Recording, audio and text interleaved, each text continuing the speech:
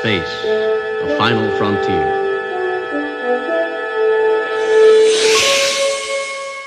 Hey, what's going on, group? Greetings. Live long and prosper. Kapla! Jolon True. Hey guys, I just want to make this brief post. Very interesting conversation I was having in the comments section about we were talking about warp nacelles and why are they necessary? And in my opinion, I think it's just basically the design, the matter antimatter propulsion design used by Starfleet. If you look at the schematics, the way it's designed, you have to have a warp nacelle just by design alone. But I find it very interesting because I myself have thought of this, and a lot of people have too. A lot of other people had, including the gentleman that I'm talking to in the comment section. I'm bad with names. I'm sorry, brother. But he brought up a point that I agree with. Because I've always said, man, those warp nacelles are a big ass target, man. I mean, and it's like, and you kind of wonder, and maybe they did it for budget constraints. Those models are expensive, blowing up a nacelle, especially in the early days of Star Trek. But we see in the DS9 episode where the USS Odyssey first encountered the Jem'Hadar. I mean, the first shot they did, they shot at the warp nacelles. The Federation and Starfleet, they see themselves as a peaceful exploration force.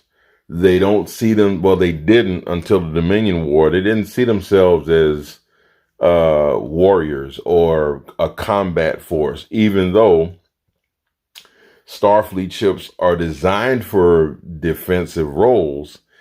Starfleet ships are not warships. Traditional Starfleet ships were not warships. Caught on when they designed the Defiant as an anti-Borg ship. Somebody was like, warp nacelles, exposed warp nacelles are a problem. Let's see if we can keep the warp nacelle design, but make the warp nacelles less exposed. So you see the Defiant has warp nacelles, but they're built into the ship. They're not exposed. They're covered with armor, hull armor, and it's easier to shield. It's easier to shield a ship, in my opinion, when you have a compact design. Well, when the nacelles aren't, you got these big old nacelles sticking out there. And then, of course, you get into warp field dynamics. The warp field is going to be is going to be shaped a little differently because the nacelle design is different. So, I'm sure they had to take into consideration, warp functionality, warp field, dynamics, efficiency, that kind of thing. But in a combat situation, yeah, you don't want, and I mean, I dare say that about the Klingons. They're D7 battle cruisers, the Kvorchak class cruisers. They have exposed nacelles, but I think if you have a ship with an exposed warp nacelle, I believe you can structurally beef it up. Me personally, my design philosophy would be, I mean, but let's just face it, warp nacelles look cool though. I mean, warp nacelles look cool. They just cool looking. We love starships because the Enterprise, her warp nacelles are freaking cool looking. I mean, all Starfleet ships, the way that warp nacelle just extends away from the body in the different shape, it looks cool.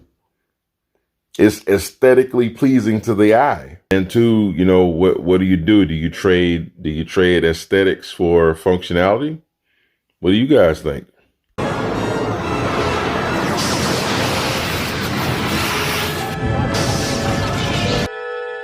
Space, the final frontier.